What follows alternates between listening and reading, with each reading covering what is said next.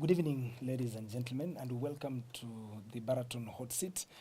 And today we are very much privileged to discuss issues that directly affect you, especially if you have the dream of becoming a political leader in the University of Eastern Africa, Baraton.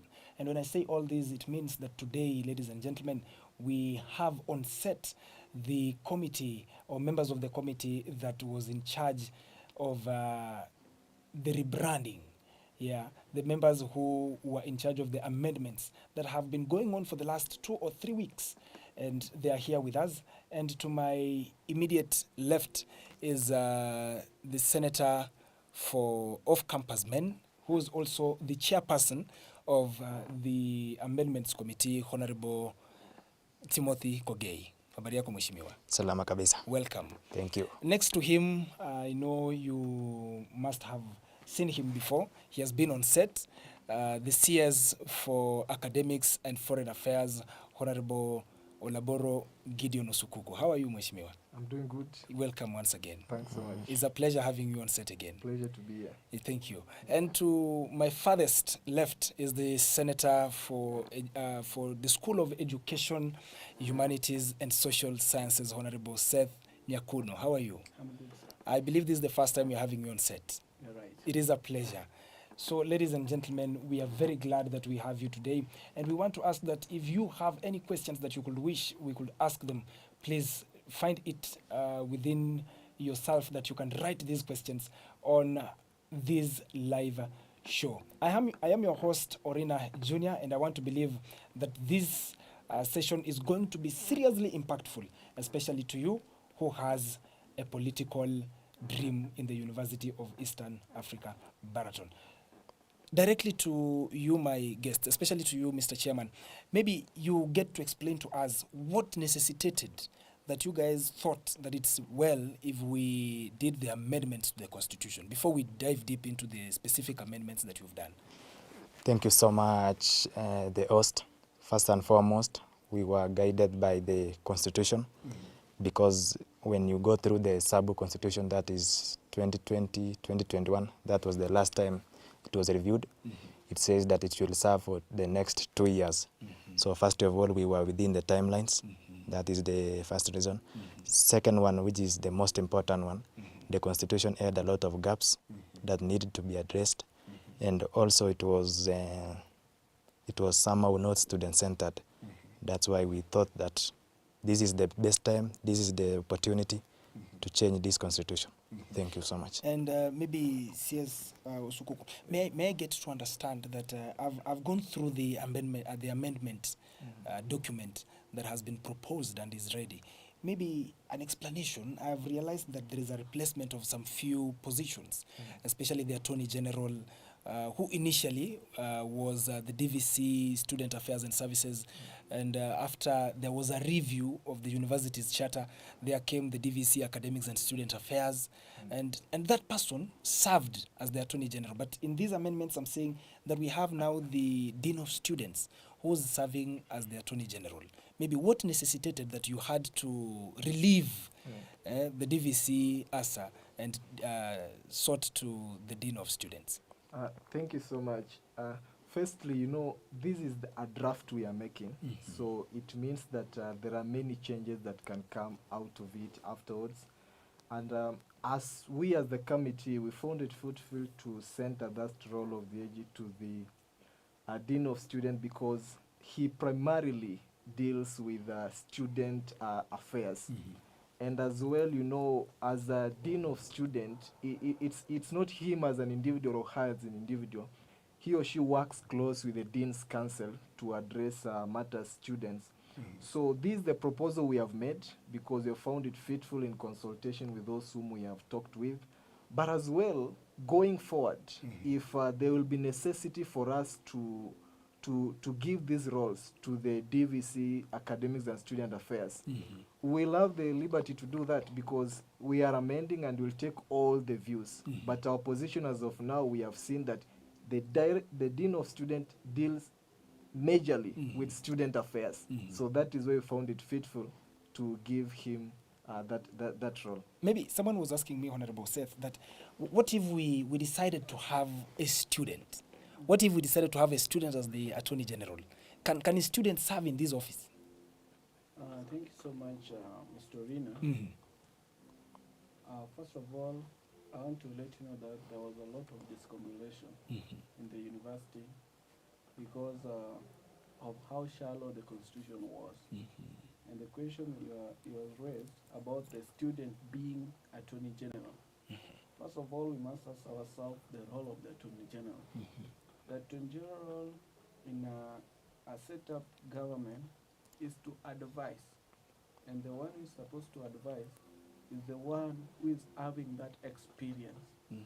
So in this case, you know, a student um, sometimes maybe is having, let me say, limited information concerning the institution. But talking of a staff, the one who is serving as a student affairs DVC is having a lot of experience and can guide where possible. Mhm. That's why we are allocating that role to the DVC, student affairs, Mhm. or the deans of students because of the experience. Okay, Yeah. thank you very much. And maybe, Mr. Chair, Thank you. something that has also come to mind, that if we refer to Article 3 that talks about the membership Yeah.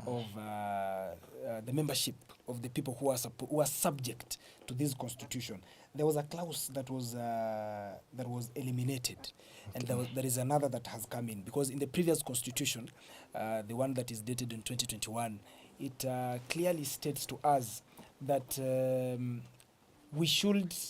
it clearly states to us that he that is a member, or she that is a member of or a citizen, is defined as someone who is registered, Yes.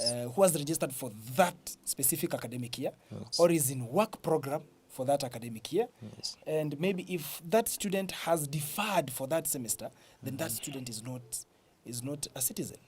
And I've Yes. seen that you've deleted that part.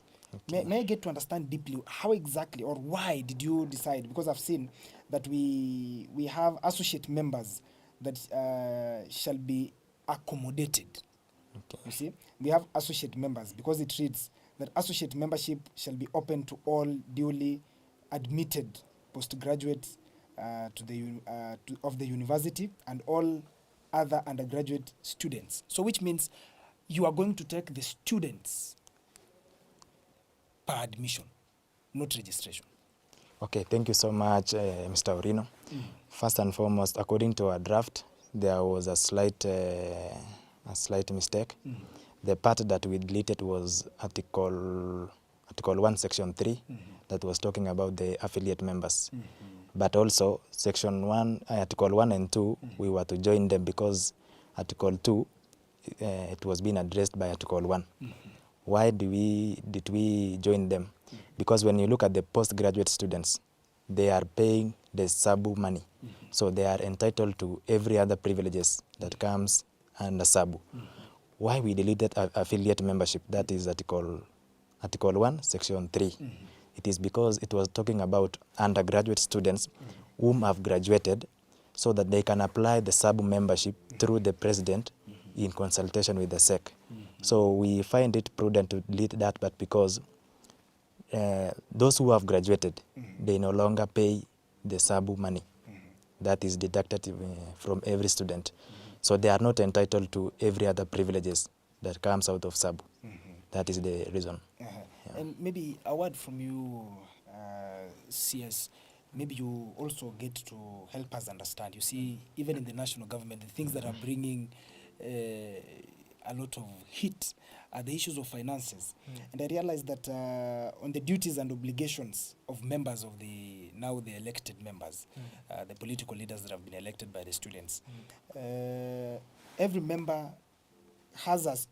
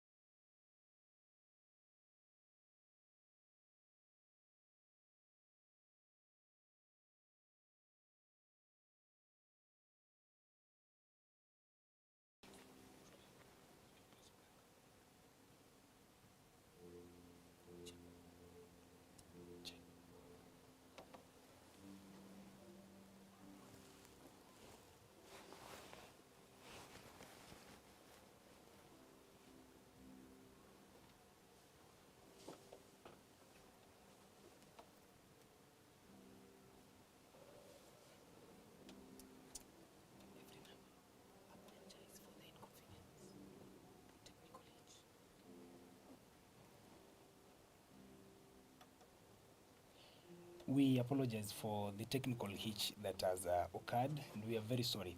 And back to you, Mheshimiwa. We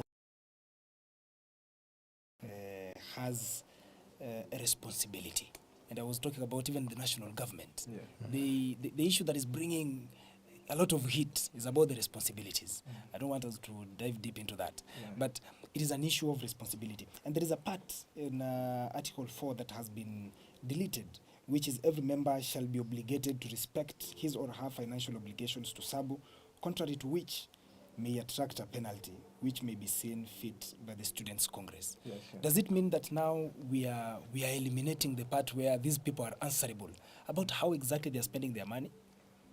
Yeah, you know, first of all, thank you for the question. Mhm. In fact, what we've done is to strengthen more how student leaders are responsible to the finances that are being contributed by the students. We have not, in fact, deleted that part. There is another section we have introduced whereby we are strengthening the ways on how we are improving accountability as far as finances are concerned in the quarterly basis, so that if there is any breach on how our finances have been spent, the Congress members will question on behalf of students and a necessary action will be taken. And as well, if May feel that maybe my senator, my cabinet secretary, my the president that I elected is not sticking to what we agreed that he or she should do. Does the normal mwananchi, the citizen, the voter, the student, does he or she have the power and the ability to initiate the impeachment motion? you know, as per our Initiate the impeachment motion. you know, as per our new proposal, first of all, you know, as a student, you have elected your representative. Sure. So whether you initiate or your representative initiate, it is you, because democracy is people for the people by the people. So as per our so the problem will not be about the student initiating or not, because if a student you are not satisfied, you can find if a student you are not satisfied, you can maneuver a way on how that matter shall be introduced. For instance, 25% of the, and then the necessary actions will be taken to the time that that member will defend him or herself, and if found that truly he is not performing or he has done something that is not good, he or she will be impeached. So members have that power if they initiate and follow the process that will be out there constitutionally. Yeah, sure. Now, there is, Mheshimiwa Seth, there is this issue that I've also been brainstorming about. I think it is something that I also believe the normal student out there may also wish to understand about the issue of work-study program. It has been an issue that has been raised over and over again with there. And maybe there are things that have a gray area, and I've seen that they are captured in Article 3 and Section 2. They have been, is it Section 2 or Section 1, whereby we are talking of the people who are members and should be in work-study program. Maybe for in maybe one or two sentences, for clarity issues, these students, what exactly should they do to get these slots? Because maybe, you know, there are those who want these slots but maybe are never lucky enough to get them. Thank you so much, Mr. Caleb. First of all, we are all aware that Baraton is an international institution, having students from all over the world. And just for example, 2 weeks ago, I met some students and they were really complaining that we've been applying for these positions and we are not lucky enough to get them. And that's why under the constitution we are working on, it is on, we are still working on it. We are making it to be public so that regardless of where you're coming from, regardless of your background, must have an equal opportunity to be part of that process. And even we are making it to become public so that when you apply and you don't get it, you you must get explanation why. I think that one will bring accountability and transparency in the process. It is true that not all of the applicants, not all of them must get the opportunity, but it's very important for them to know why are they not qualified. So no one is going to block out if you must have an explanation. Yeah. Now, CS, maybe if I come back to you for a moment. There's this thing that I've read, and I think it is good if the general public also understands this, that the president in the previous constitution had emergency powers. And I'm seeing in the one that we have, it has been edited, and they're supposed to define, this constitution is supposed to define the emergency powers. It is supposed to give the time limit of these emergency powers. And what if this time elapses and still the president is supposed to still hold on these emergency powers? But before we talk about that, can you please define what emergency powers are?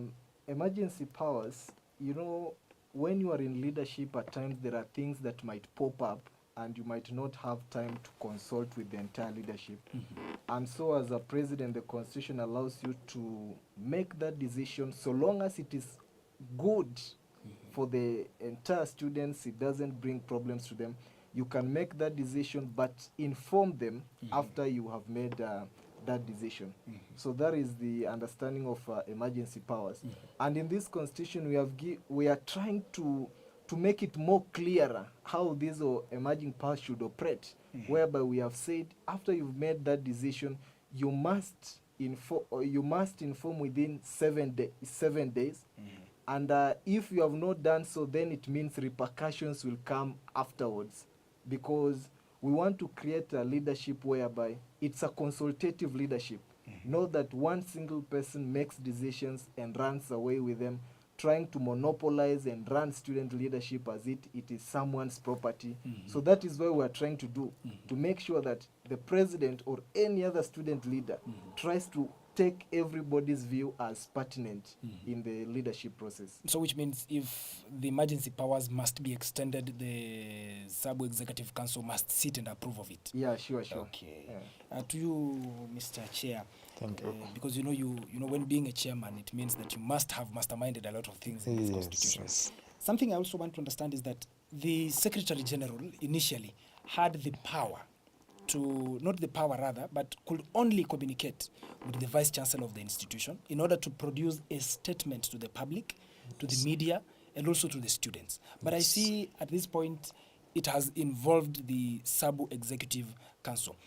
I believe even the members of the rest of the members, especially the senators, could also wish that there's something that could be channeled to him. Like we have the Sabu Executive Council, which only comprises of around 9 members. And then we have the Vice Chancellor. Why did we omit the rest of the members of the Congress? Thank you so much, Mr. Orino. I think first and foremost, we have not omitted the rest of the members.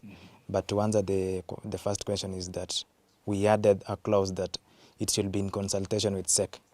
You know, there was a very big gap and danger in the previous constitution because as the SG, I have the power, without even consulting anyone, to make any other statement. It was to brief the SEC so that in case such statement come, the SEC are aware, so that they are not caught offside saying, where did this come from? So it was about to orientate or to brief the SEC first of all before consulting with the Vice Chancellor. On the second question of why we have omitted the senators, we all know that the SEC has got the authority. Most of the time, as senators, we normally submit our voices to them so that they can harmonize and discuss for a decorum or for an order in the house and also an order in the work. So if I may cut you short, maybe Yes. so that I can get to understand. You've said that the senators only air out Yes. their views to the SEC. Does it mean that when the normal student is voting a senator in, there is no hope that this senator is only going to work at the mercy of the president, to work at the mercy of the Sabu Executive Council? No, not at all. It is not that way. We were talking about the hearing of our views. first and foremost. Of course, with the little time that I served as the senator, there are those communication that I can make it at my level, but there are those that will involve the whole consultation through the whole government. So we normally hire them for harmonization. Actually, a good example is that if today I go out there, make a statement that as Sabu we have done this and this without their knowledge, you see it will sound unprofessional. So in order we work professionally, the constitution define it that those that can end with you, you can end there. But there are those now that you must consult the whole house. So it must pass through the SEC so that it come now. Back to Yes. them. Mr. Orena, maybe to add, Yes. you know, this constitution serves in a manner that even every decision that has been taken by SEC, they must report it to the House.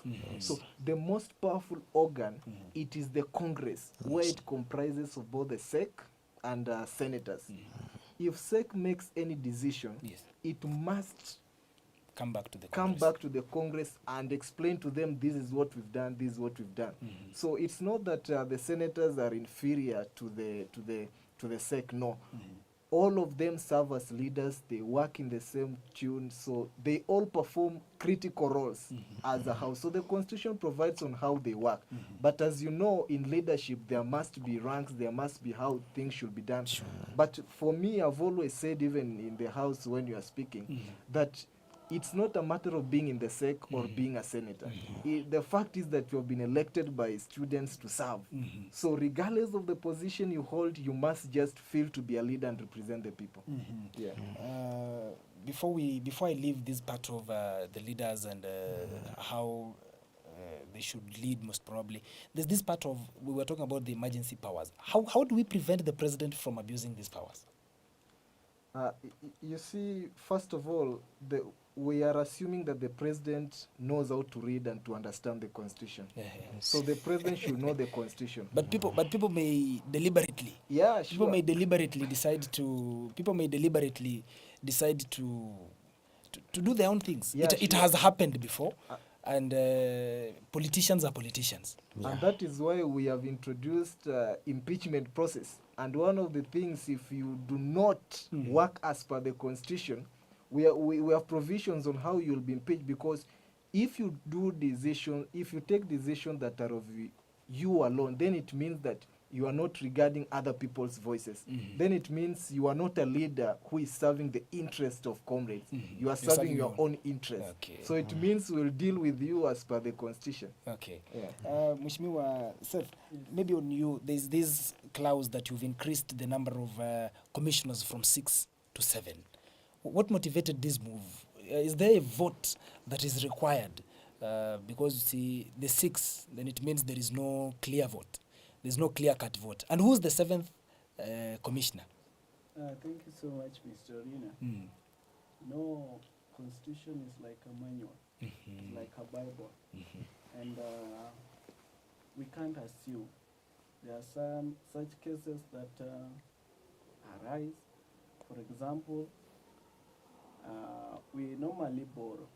This constitution, most of it is borrowed from the constitution of Kenya and USA, where we have electoral colleges like the delegates. Sure. It is a borrowed, and we can't assume that these cases of commissioners voting, maybe if we have, for example, we have an allegation that one of the candidates is supposed to be disqualified, and maybe the case is not satisfying, and now at this point the commissioners themselves must vote. If we have an even number, we will have a tie. There is a possibility of having a tie. So if we have an odd number, we'll use that one to do what?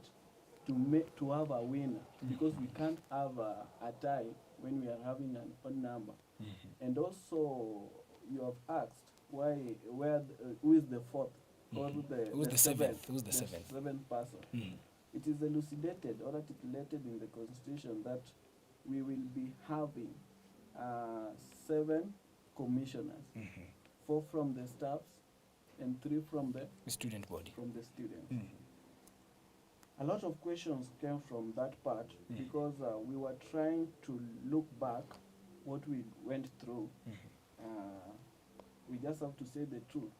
The students who were there last time, they were somehow taking sides. And that's why we are saying that this time round, we must do what we call public declaration. And if you have any problem with this student, you must bring this the allegation on board. So the 4th person who is coming must come from the staff, because the staff, most of them, they don't have interest. So the 4th person is coming from the staff. So that's why we are having 7, because we must give the staff that chance, because we believe that they are totally independent. Being that doesn't mean that we don't trust the commissioners, but truth to be said, not all of them are neutral. That's why we are taking that chance to. Some have personal interests. Yeah, some have personal interests. Just like last time. Yeah. And we've always had the electoral chair, the IEC chair, staff member who's appointed by the vice chancellor. We've always also had a secretary, and these 3 commissioners, the students have only been given commissioners, slots for commissioners.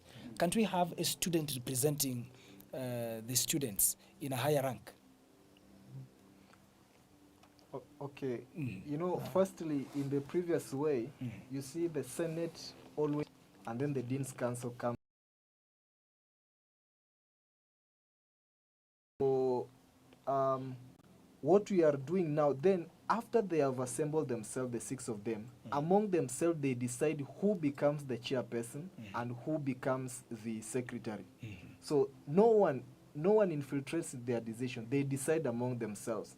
So in this new proposal, what you are trying to do is that you want to make sure that the chairperson of the commission should be and must be from the staff. Reason behind that brain is that we believe that the member of staff has a higher capacity of being neutral as compared to the student. Then secondly, we have also said, because you want to grow student leadership, the secretary should be from among the students of the commission. So it's a balanced thing. The chairperson should come from the staff, and then the student should be the secretary of the commission, which is an improvement from the previous one, the previous constitution. Just to add, you know, these staffs, they are our teachers, and they are like our parents. And I know they don't have the favorite. All of us are equal. But the student, there's what we call student-student relationship. It varies. Yeah. And if we go that way, that they also have that opportunity to have the chair from student, that is a big gap. Then it's going to corrupt and confuse the entire process. There is this point that has been eating me up for a while now, that the qualifications now, Yes. that were raised, the qualifications that were raised from 2.5 to 3.0. I found myself asking this question, that maybe this thing is more of now an academic pursuit instead of a political pursuit. Because it may be, Mr. Chairman, it may be silencing. It may be silencing someone who may be having the political willpower. We've seen in the national politics where people have serious political willpower, and I may not mention names, but we have people with serious political willpower. And these same individuals are the same individuals who tend to perform. And these are the people who tend to seek election. Could we have even thought of maybe specific slots that required this point? For instance, Mheshimiwa here is the CS for Education and Foreign Academics and Foreign Affairs. That one, if you take it to 3.0, is okay. Mheshimiwa there is the senator for education, humanities and social sciences. You take it to 3.0, it's okay. But I want to believe it should have been it should have remained. What motivated, Mr. Chair, what motivated the increment from 2.5 to 3.0? Thank you so much, Mr. Orino. First and foremost, first of all, it is still a draft. Secondly, we only had it for president and SG. The other slots are still at 2.5. And what really motivated us to do so, it is a question arose when we were at the Congress that if this bursary fund and the returns scholarship that the school are giving out, they are the same student money that are allocated for Sabu. They are using a qualification of 3.0 GPA for you to have an opportunity. So why do you come to entitle yourself to a 17,000 allowance, for example, for president, to the same student money with a GPA of 2.5? We see it as a gap. We say this is discriminatory. But again, as a threat that it could limit many students out of the leadership capacity, we said let it start from SG and above in rank. But the others, they are 2.5 and above. I think that is what really motivates us. Because you see, the main question I'm asking myself is, maybe this is it may be creating an academic leadership and facing out political competition. You see there. Maybe someone is never, before I come to you, Honorable Seth, or as I come to you, maybe someone may also be thinking that I wanted presidency, but now that I cannot hit 3.0, now that I cannot hit 3.0, I cannot seek presidency, or I cannot seek election as a secretary general, or maybe the bar must be raised because it is in public domain that even the president of the land holds a PhD. Yes. Mheshimiwa. Thank you so much. I just want to underscore what Mr. Chair has just said. There's what we call policy. Policy can be proposed or adopted. And I told you before that we are borrowing from other constitutions.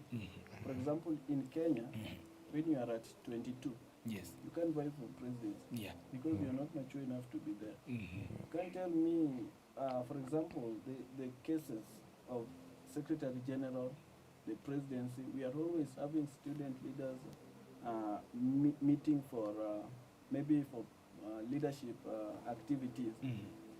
And that position need someone who is very mature academically, but that doesn't mean that we are locking anybody out. The issue of GPA of 3.0 and above only applies for presidency, deputy president, and secretary general. Because they are very essential positions. Doesn't mean that other positions they are very useless. But we are accommodating everyone. But the issue of GPA, we were having stakeholders, and some of the proposals were from the ground, the Congress themselves, and they're the one who are saying that we need someone who is mature.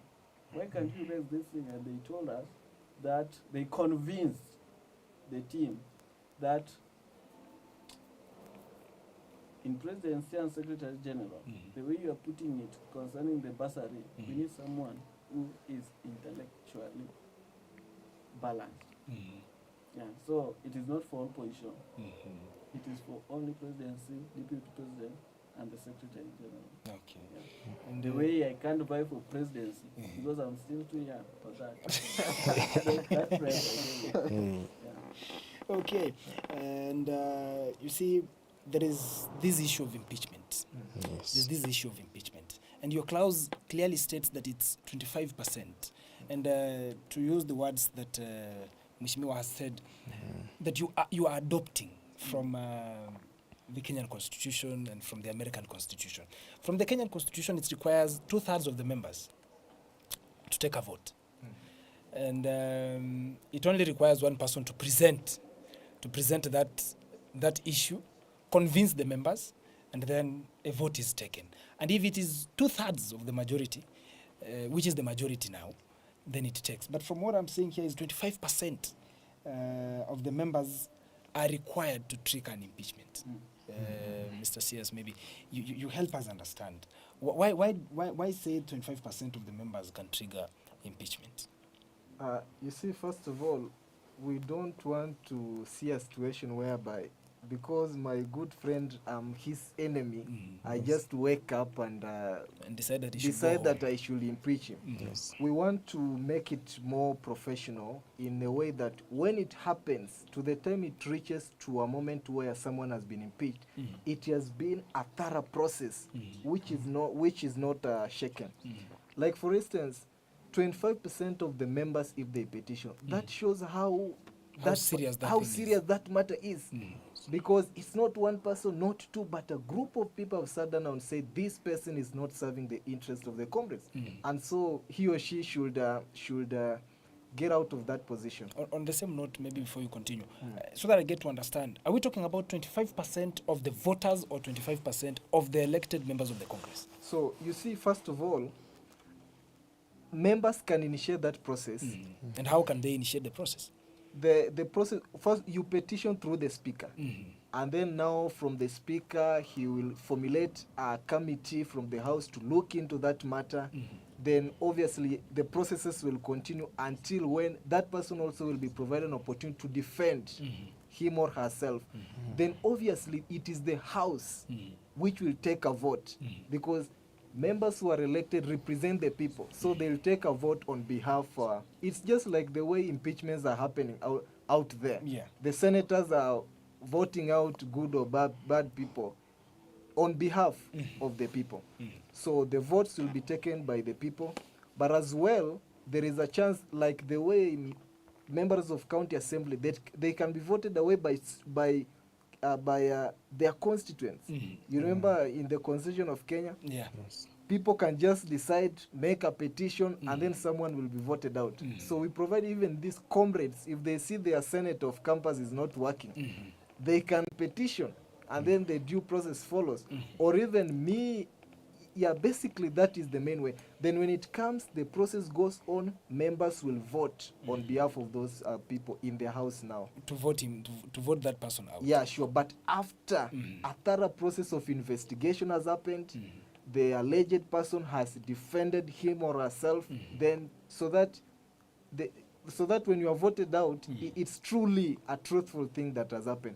And after as well you have been voted out, there is a chance for you to appeal. We have provided that clause whereby you can appeal. Who receives these appeals? This appeal, it's a draft, we're still working on it, but as it sits now, we have put it, you can appeal to the Dean's Council, so that the Dean's Council can as well take its investigation and whatever.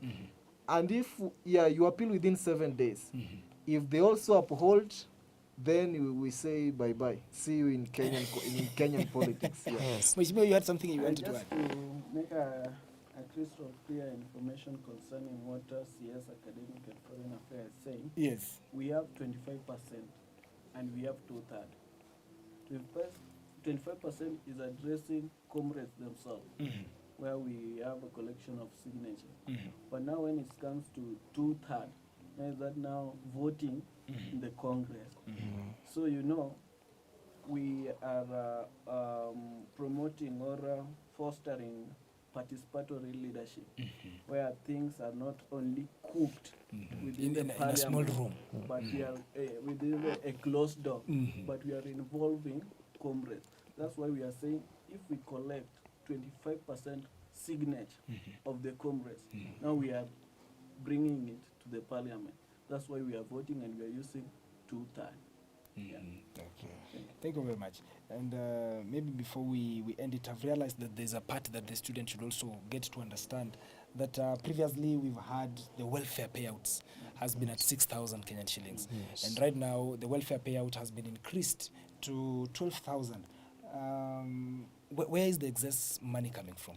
Because initially, to some of us, we thought maybe this money cannot be increased because it has been at 6,000 for the longest. So where is the extra money coming from? Who's going to supplement this extra budget?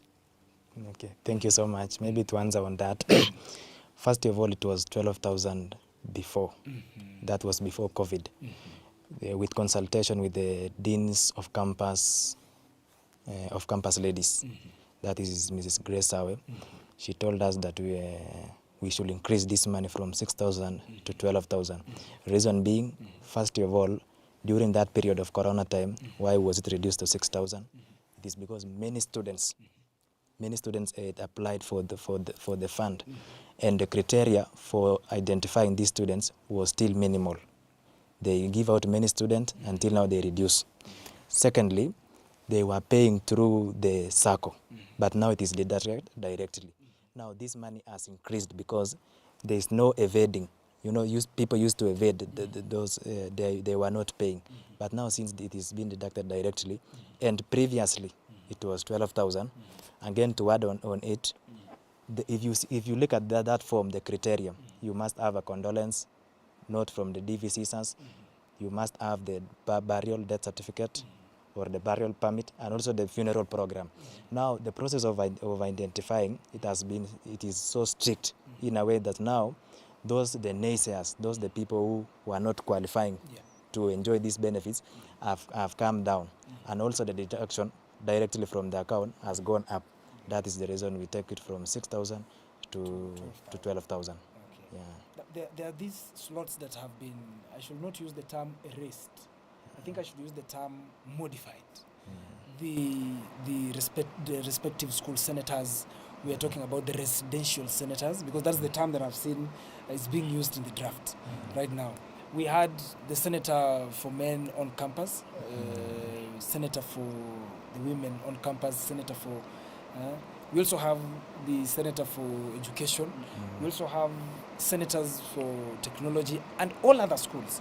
And why are we reconsidering the way we should, or the offices that these people are holding? CS, maybe if you could help us maybe understand, why are we reconsidering now the names of these offices? Either way, the men who reside on campus, they reside on the halls of residence, the men's halls of residence. Yes, why are we reconsidering them? You know, I was reading through the magazine, and I saw that KRA wants to change it to KRS. So, you know, this thing, it's not about the title, but just to bring a lot of dignity and a lot of meaning to the titles that people hold. Okay. Because if you compare the two, if you just compare them, you'll see this one makes more sense than the other one.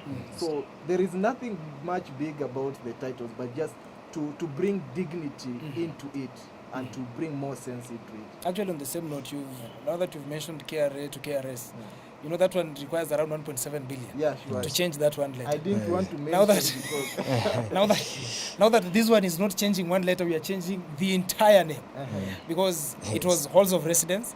Now we are changing it to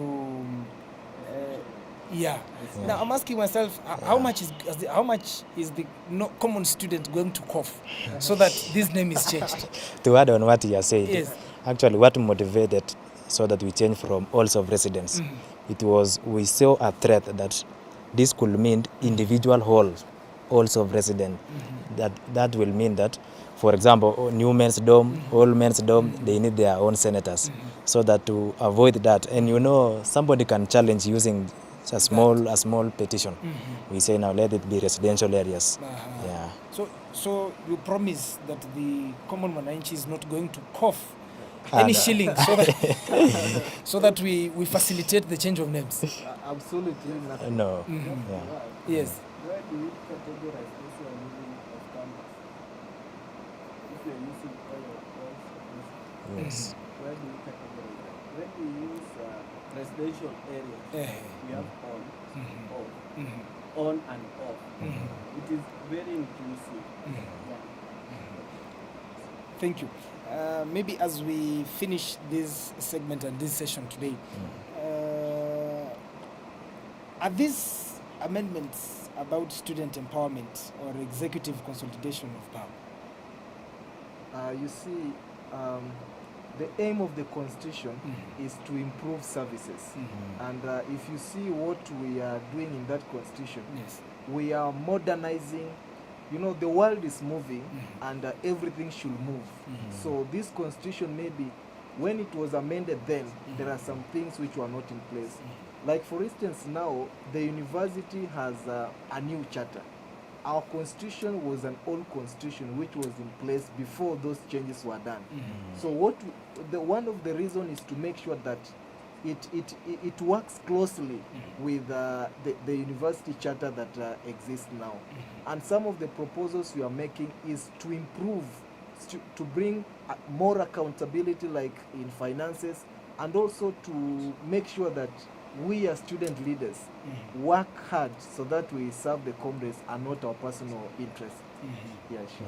Now, Maybe yes. to add on what you have said, to me I see as student-centered because we are improving accountability purpose, more so introduction of impeachment process. That one will make a president or any other elective position to be more accountable. And the more they become more accountable, the more they enhance service delivery, of which it will benefit the students. Also, we have introduction like the one we have just concluded of 6,000 to 12,000. All are going back to benefit our students. Yeah. Now, maybe before we end it, Mheshimiwa, I want to take also your view, because I've received one from the chair, I've received another from the CS. Now maybe I get yours. Do you think it is about student empowerment, or this is something else? I told you before, Mr. Rina, that it is not all about this committee. We are receiving proposal, and the biggest stakeholder we are having is the student. And the student, they are bringing what is affecting them. Because in terms of welfare, students, they are the direct shareholders. For example, if the university, if we lose a student, and if we lose a father to the student, there's a big difference. The student will not come back, but if the father dies, the student will be back. So we must see the two. That's why we are increasing that our welfare from 6,000 To 12,000. to 12,000. I also want to make it clear that constitutional amendment, just to tell my fellow comrades, that this is a lawful procedure. Some have been asking, where are we? Because we were just doing what we call collection of views. And in a lawful manner, there must be what we call public participation. And it is still on.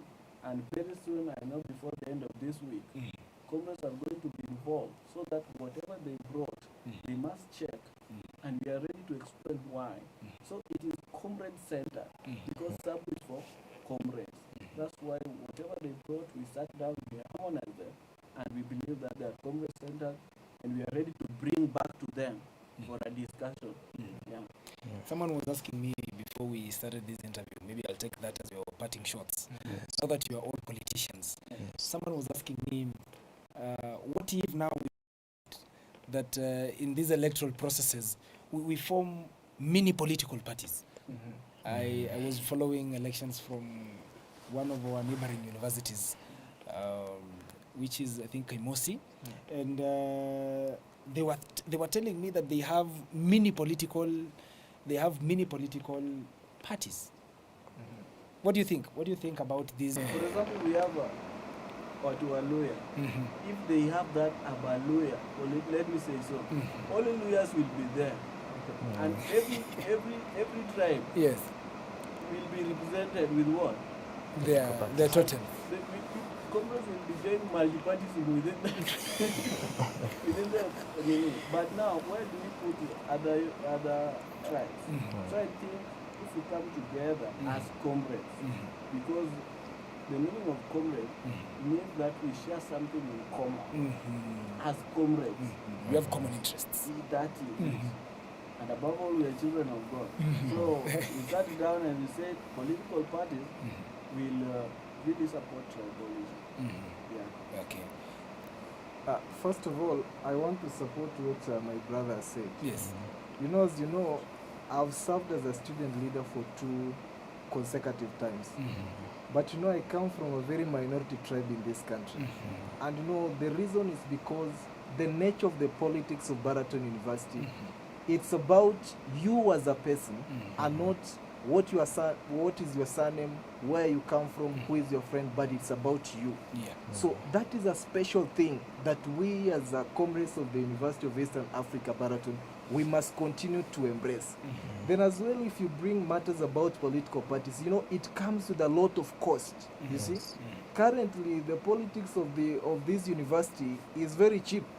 Like for instance, as the CS academics, I only need roughly 20,000 at most to finish my campaigns in this university and win it, you see. But if you bring matters political parties, then it must be having a lot of funding, and that will bring people to steal money after they win because they want They will have to reimburse. to reimburse what they have gotten. So as a university, we are in a good track. We are not in need of those political parties. We are contented with how we are. Yeah, sure. Mr. Chairman, maybe yours will be a little different because Yes. I want, because the general public, I met someone and I was asking them, have you seen the Constitution? They even do not have the first copy of the Constitution. Yes. They do not have the proposed amendments. Yes. When are they expecting these amendments? When are they expecting the 2021 Constitution? When are they expecting these amendments before they give their views? Okay. Thank you so much. I think to reiterate what my fellows Waheshimiwa said is that the issue why we highly discouraged the issue of political parties, first of all, our constitution, our mother is the charter of the university. So that political parties could not marry with the charter. Secondly, I can say the leadership, Baraton encourage leadership and not politics. So for those who want political parties, let us meet outside there, we will politic. But here, let us demonstrate leadership. Yes. So to the added question, when are they expecting? I think we opened a forum for them through their emails. We send them for a collection of views. What we needed, they came, they bring their views. We have harmonized them. We have finalized our draft. It has gone to the Congress. It has already been passed by the members of the Congress. So we are going to work on it at the course of this week so that we have them sent to their emails, the amended constitution. But of course that it comes with process. It must go to the Senate, first of all. Then after Senate, it goes to the University Management Board. After University Management Board has finished, we published, then we send them to their emails so that they may be well conversant with it. Yeah. Thank you very much. Thank you. Thank you very much for joining us this afternoon for this very impactful session. Yes. Thank you very much, dear viewer, for joining us this afternoon, and thank you very much for tuning in to the Baraton Hot Seat. And like always, we promise that we will keep you updated on the latest and anything that happens. You've been with us here, and I was joined with Mheshimiwa Seth Nyakuno, who is the senator for the School of Education, Humanities and Social Sciences. I was also joined by Mheshimiwa Timothy Kugei, who is the senator for the off-campus men. Should we say the off-campus men, or how should we put it anyway? But the off-campus representative for the men, Senator Timothy Kipkogei, and of course, the CS himself, Olabora Gideon Osukuku, who joined us this afternoon. Thank you very much for your time. I have been your host, Orina Jr. Until next time, bye-bye.